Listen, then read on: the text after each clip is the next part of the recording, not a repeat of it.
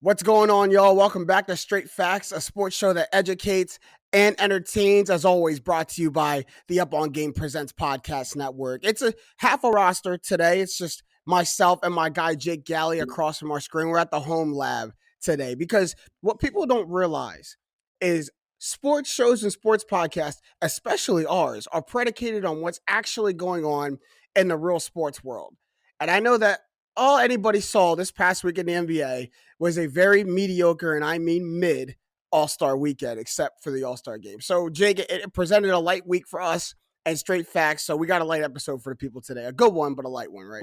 What people don't realize is, like, when there are weeks like this, they get to just forget about, like you said, it's just like, nah, it's just not a good week for us. It's like, all right, so are we talking about Aaron Rodgers cleansing his colon and apologizing to everyone he's ever met? Are we talking about that? Yeah, and I like to take kind of inspiration in the landscape from the professionals, and we're professionals, but the national professionals, right?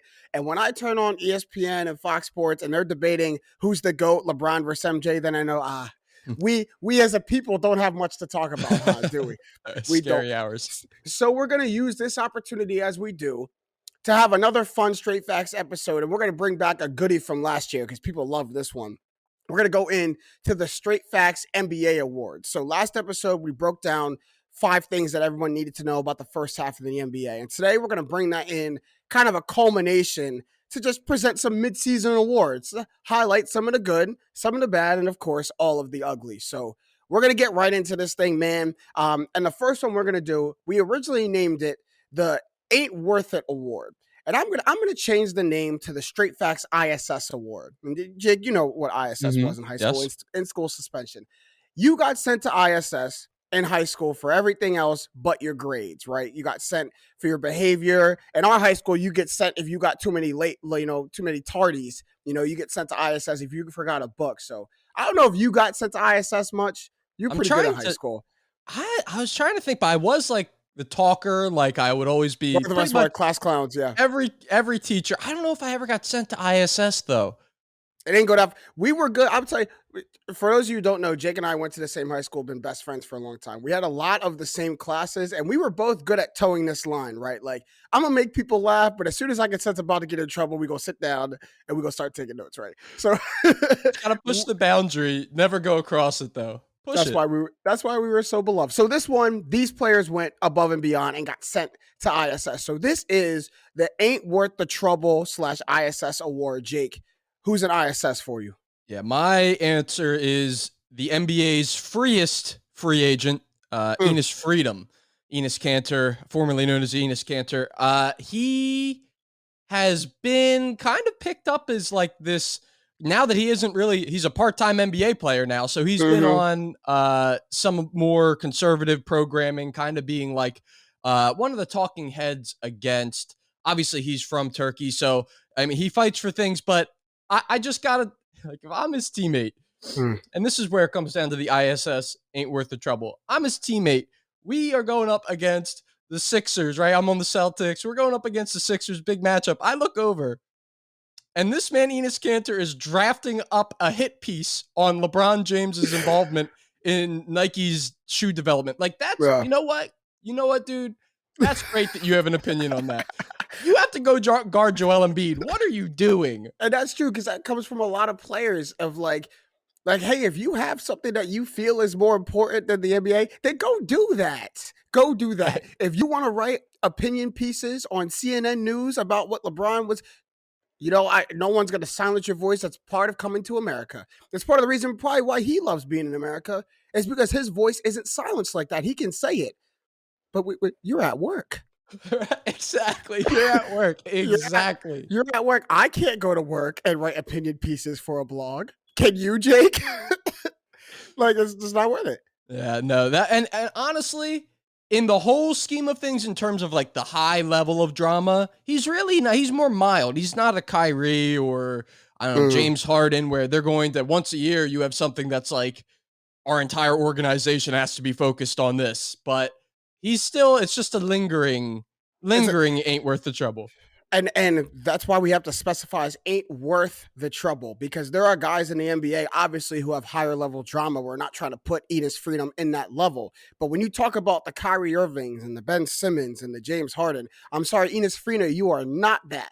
So you are not worth the circus, the headspin, all the attention that I got to give. You're not worth it. So what happens? You get cut by the Celtics. Then you get waived by the Blazers. And then that's the cycle you're in. So I kind of get it. He might not be worth it. For me, I'm more towards the ISS way. And this guy, a lot of teams have put him in ISS, and it hasn't been good. And that's Kemba Walker. We can track this back. He's been on 4 teams now in 2 years. We can track this back to the max contract he received from Michael Jordan. Now, he is 2 players to receive a big contract from Michael Jordan, a guy who obviously does not like to give money out. And he gave it to Kemba. And Kemba had his all-star season with the Hornets. And then the drama began that offseason where he said he didn't want to know. He didn't know if he wanted to stay in Charlotte. This is the place he could build. He's starting to see them go on to Terry Rozier and others. So he gets traded to the Celtics, right? The Celtics make this big blockbuster trade for him. And then it's starting to see that Kemba is disengaged. He's disinterested. The team is somehow better without him on the floor. By the way, he still has $40 million attached to his name. So the Celtics move on from him. We're going to send him to OKC, send him to the wasteland. OKC does what they do. They buy him out, and now he's a free agent. So he goes to the Knicks. And it's like, yo, that's a great atmosphere for him. An up-and-coming team, an exciting team. Tom Thibodeau's a good coach. He's going to go and flourish there, right?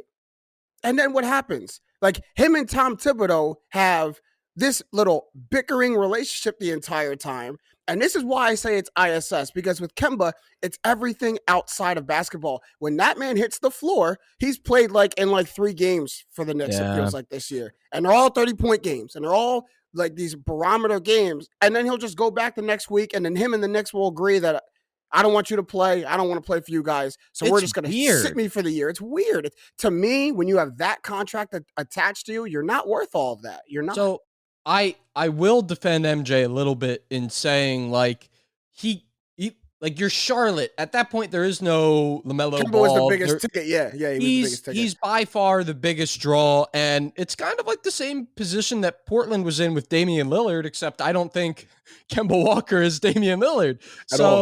It's been a little bit of a tough road. You mentioned the other places that he's went to. I kind of thought it would work out here in New York, but clearly him and Tibbs, like, it's bigger than basketball. It's beyond basketball. So yeah, unfortunate for Kemba, because I like him as a player.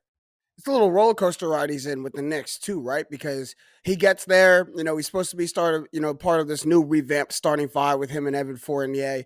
And then he goes out of the lineup. And then he just, kind of saying he's not going to play. Then, Tom Thibodeau says he's out of the rotation. Then magically he comes back. Like, in the middle of the night, he's like, oh, Kemba's playing again. And then he drops back-to-back 30-point games. And one of them is a big-time win against the Celtics. And so you're like, okay, whatever, everything is solved. They can't sit him again. But now it's just, hey, I'm going to sit because I don't want to play. And Tibbs is like, cool, because I kind of don't want you to be here. So right, exactly. Such a 2. So it's just weird. So that was the ISS / Ain't Worth the Trouble award. We're going to move on to the next one. The next one, we did this last year too, which is really good. The Don't Forget About Me award. A lot of players in the NBA who've sidelined, just been absent weird for random reasons. We're here to tell you, hey, don't forget about this player, man. So Jake, who you got to remind people about? I guess it was maybe 2 years ago when people were calling Kawhi Leonard the best player in the league. Was it just 2 years ago? Or was it more than 2 years ago?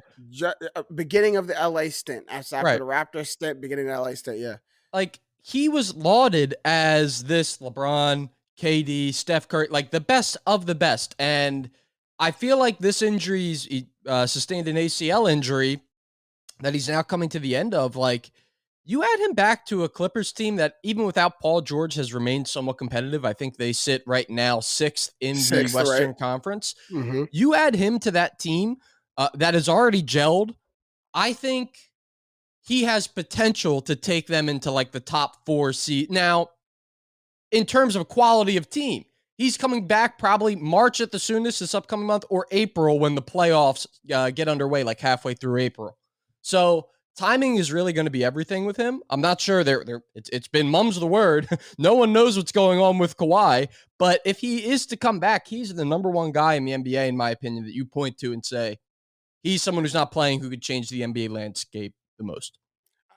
And I agree with you for the point that you're making.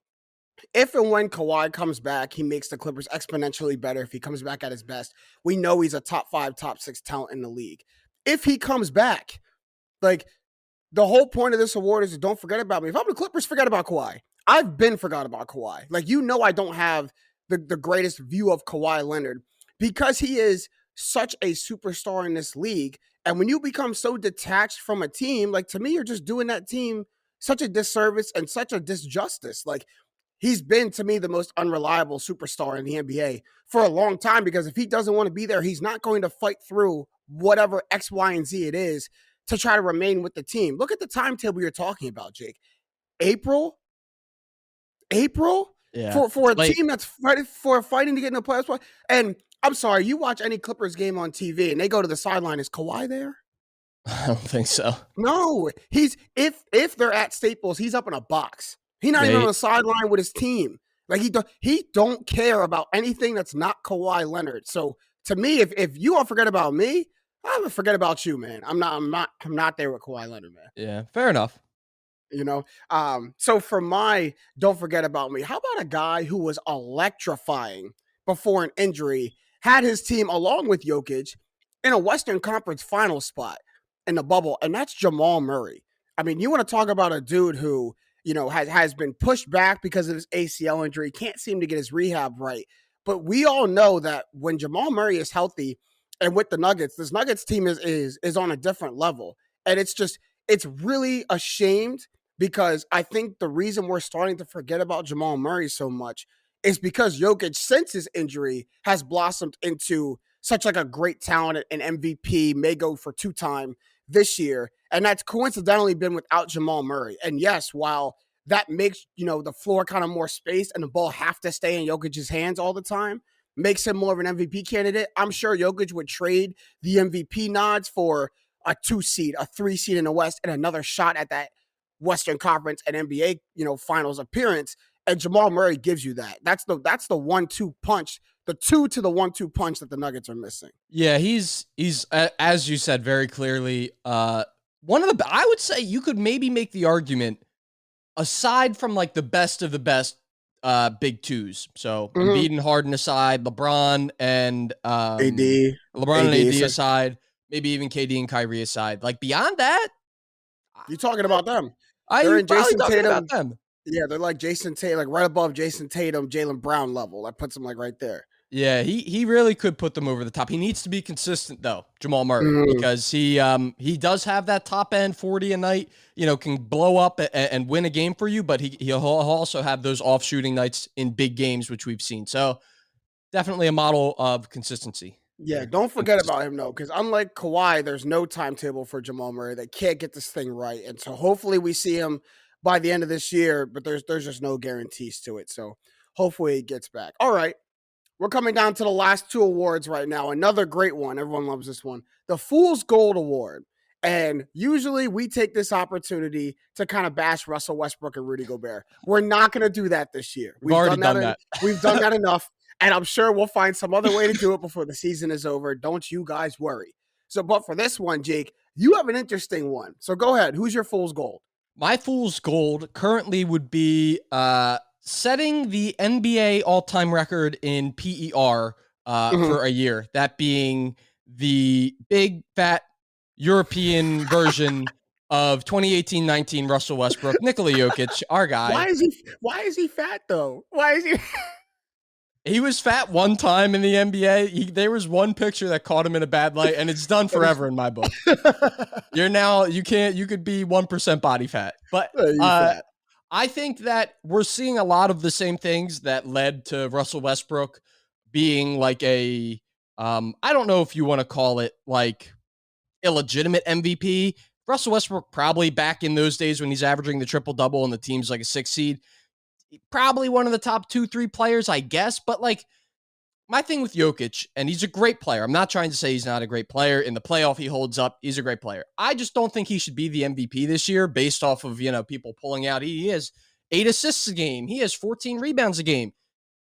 He's only doing that because there's no one else to do it on the team, which, yes, is impressive. But, they're the 6th seed. The Stat Muse will post a stat line of 25 points, 20 rebounds, 17 assists. They won by 1 in overtime against the Clippers. Pistons, yeah. What are we talking about? Of course, he's a great player. There's a ton of opportunity for him to do what he needs to do because he doesn't have teammates with him right now. And if he did, they'd be better. And he would probably have, in my opinion, a stronger case for MVP. But that award right now, in my opinion, is unbiased, is Joel Embiid's to lose. Jokic, Steph Curry, still very live. Yeah, I was going to say before you went into your points, this has to be unbiased, right? Because there's no reason you'd want to bring Jokic down a peg, right? Could be no other player that you want to take that spot. No, absolutely not. But I do very much agree with you in that sense, because if Jokic is going to get this MVP nods for putting these numbers up with his team still being a 5, 6, 7 seed, Luka Doncic should be MVP. If Jokic gets that, Luka Doncic should be right there with him, if not more than him. Now, cool with the PER, cool with the assists as a center. He's not doing what Luka's doing. He's still not doing what Luka's doing. But Luka gets punished for his team seed, and Jokic doesn't. I've noticed that over the past couple of years, and it makes me mad because I think when they had Jamal Murray, like Jokic was doing this with Jamal Murray on the floor, still getting his MVP nod.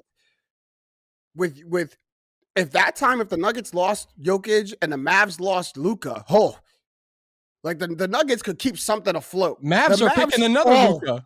Picking another Luka. Yes, sir. Absolutely. So that's all I want to say is if we're going to give Jokic this nod, put Luka up there. And since he's not, I agree. Fool's gold. My fool's gold, man, is the reason we're sitting here for a light episode, to be honest, is the reason that we haven't had an NBA game in the past week. And that is this mediocre tier NBA All-Star Weekend that they keep forcing down our gullets every year and trying to tell us that it's good, man. I think this was the last year that you could the Pro Bowl, MLB All-Star, NBA All-Star. This was the last year you fooled us. This was the last year you gave us subpar content in the All-Star Weekend, and we watched it and accepted it. I really do, because it's done. And there are a lot of things that kind of point to it. I don't have to go and beat a dead horse about, Cole Anthony dunking in Tim's in the All-Star Weekend and Jalen Green, not being able to put a dunk down in 5 minutes. But it's also everything else that culminates with it. I'm sorry. Did I see Grant Williams in a 3-point contest? I believe you mean top 3 in the NBA in 3-point percentage, Grant Williams. And this is part of the fool's gold, right? Top 3 in 3-point percentage this year. Here we go. PJ Tucker, Luke Kennard, and Grant Williams. Luke Kennard's the only one that can stay in there. Luke Kennard's the only one that he's a flamethrower. Get PJ Tucker and Grant Williams out of my face, please. Please. The craziest thing is I'm like, he's shooting 40. PJ Tucker's shooting 42% from 3. Must be on half a 3 per game. I look, 3 threes he attempts per game. He's making 40%. What world do we live in where he is knocking down 40%? Maybe we should bet the Heat to win the championship if he's shooting 40%. Fool's gold. Go ahead and put your stock in PJ Tucker as a 3-point shooter. I dare you. Go ahead and put your stock in there. Okay? You're going to be broke by the end of the week. You'll be broke by the end of the week. But I mean, it all kind of goes in to this All-Star Weekend, because I'm sorry, man. I'm a fan of basketball and the evolution of it. I don't want to see Grant Williams in a 3-point contest, and I don't want to see Cat win it. Kill me in the comments. I don't care. Whatever you want to say. Steph Curry, Klay Thompson, Trae Young, Damian Lillard, Seth Curry. Those are the people I want to see in a 3-point contest, right? Not Cat and Grant Williams, and I don't even know who else was in there because I didn't watch it. But Trae Young didn't take home the award, so that's all I need to see from this. It's a mid-tier All-Star Weekend. And then I have a little gripe. I have a tiff. Can I make a tiff? Tiff off, I'm gonna tiff. Because they started the All-Star game, right? 8:30, 9 o'clock is when it tipped off. And they knew that they had 75 names and accolades to announce at halftime, correct? And little intros for all the positions. They had a guard intro, forward intro, a center intro. It's all these different celebrities, right? Jake, that took almost 45 to 50 minutes to do. We're on the East Coast. So halftime starts at about 9:30, and it's 10:15, 10:30. I'm half awake. And I got George. I love him. I got George Gervin and Al Greer walking in the. I love him. But can we? If you gonna do this, start at 6. Right, let's do it at 7:30. Yeah. I got work in the morning. Y'all know this. No, come on. Like, what made me so mad is I'm fighting sleep. Okay, and I'm thinking I'm about to do it. Like they're wrapping up the red carpet. Okay, I go. I wake up. So about 1 a.m, lights on, shoes on in my bed, and Steph Curry is holding up the MVP trophy. I missed the entire second half. I missed Steph Curry go Super Saiyan. And it's the NBA's fault. I blame the NBA, not me, because I had to go to bed. It is, honestly, it really makes you think, the only people who are awake to see that? Golden State fans. Golden State. Makes you think. Makes you think. Don't start. All right, last one. We're going to go into this one. We're going to kind of wrap a bow on these all awards. The all-encompassing straight facts moment of the year. Good, bad, ugly. What was your favorite moment of the year? This I am no lie is incredibly biased. And that would be the twofold realization of my dream. Number one, Ben Simmons, he's out of here. He's gone. Out of here. He's in a situation that will ultimately probably be miserable in like a couple months. I would put money on it. Then, on top of it, if that wasn't enough, they brought in my opinion, I won't disrespect anyone. I'll say top 5 shooting guard all time. We don't have to get into semantics. In James Harden. Mm-hmm. That now pairs Joel Embiid with the one thing Sixers fans have been asking for 4 or 5 years in a shot-creating, 3-level, pure scoring guard. We have it. Like, now all that has to be done is for one of the two to hold up in the playoffs, and we'll be all right. We also saw during the NBA trade deadline some shaking up of young cores. I liked the Sacramento. I liked the Indiana, the moves that they both made. Well, maybe not Sacramento, but the fact that they shook it up is encouraging. And then the Porzingis deal I thought was good too. So pretty good deadline for NBA standards, I'd say. Yeah, the McCollum to New Orleans, Karis LeVert to Cleveland, all encompassing. But you hit it on the head with the moment of the year, because there's two different reasons why it's big. Obviously, for Sixers and Nets fans, there's actual vetted interest, because Nets didn't want James Harden anymore either. He was starting to get looked at in a Ben Simmons connotation where he's just becoming a bother to us. Addition by subtraction, getting him off the team. But for the NBA, it created the greatest storyline in the NBA this year, because you guys traded them to not only like conference rivals, division rivals, like direct competition, a team that everyone kind of can see a collision course happening in the postseason. So thank you to the Sixers and the Nets for providing a natural storyline, so we didn't have to grasp at, look at how good LeBron is at 36 anymore. Right, this is a legitimate one. This is a legitimate storyline that will go on for the entire NBA season. Yours was good, had everything to do with basketball. Mine was just, bro, did you see what happened?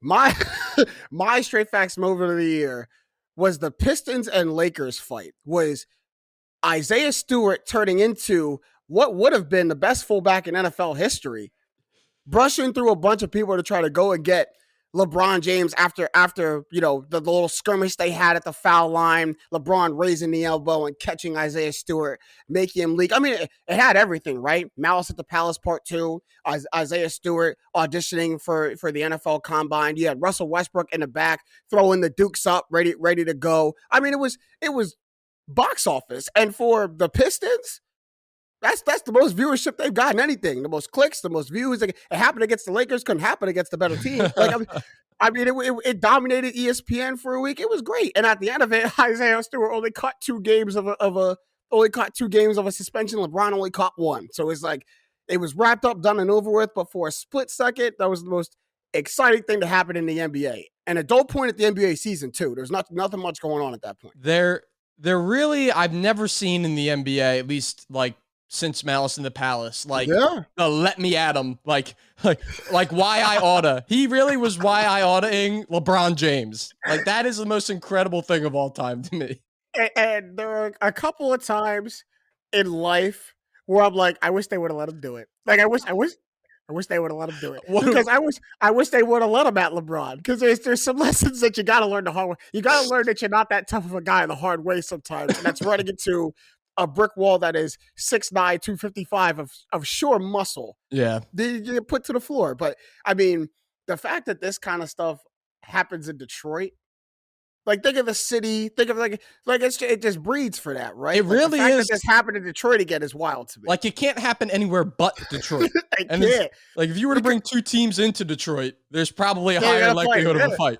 Well, guys, I think every other city's like at some point, it's like, hey, this is enough. We're not supposed to. Detroit's like, you want the problem? Right. Then we gonna bring the problem to your front door. Like, they're all just blind. It's a UFC, the same crowd like a UFC fight as a Detroit basketball game. Yeah, Cade Cunningham sitting over there saying, God, what did I get myself into? Yeah.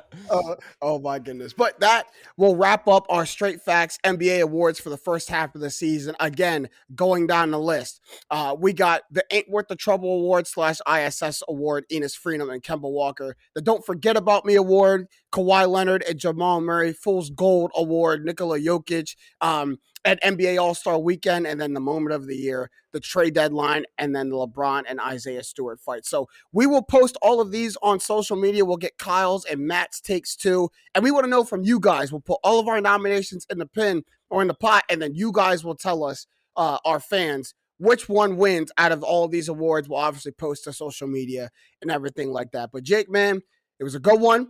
We got the awards in, and, we're getting ready and geared up for the second half of the NBA season, man. Yeah, man, I can't wait. It's technically 30% of the season left. Isn't that crazy? Right. Technically only 30%. We're still not at a normal NBA year yet, right? Next year, we'll get back to a complete normal schedule. We're still kind of pushed back, yeah. And this year. But that's all we have for this episode. Keep it locked to the YouTube channel. We're always doing great things on here. Make sure you like and subscribe to all of our videos. But for my guy, Jake Galley, I'm James Jackson. These have been the Facts. Straight up.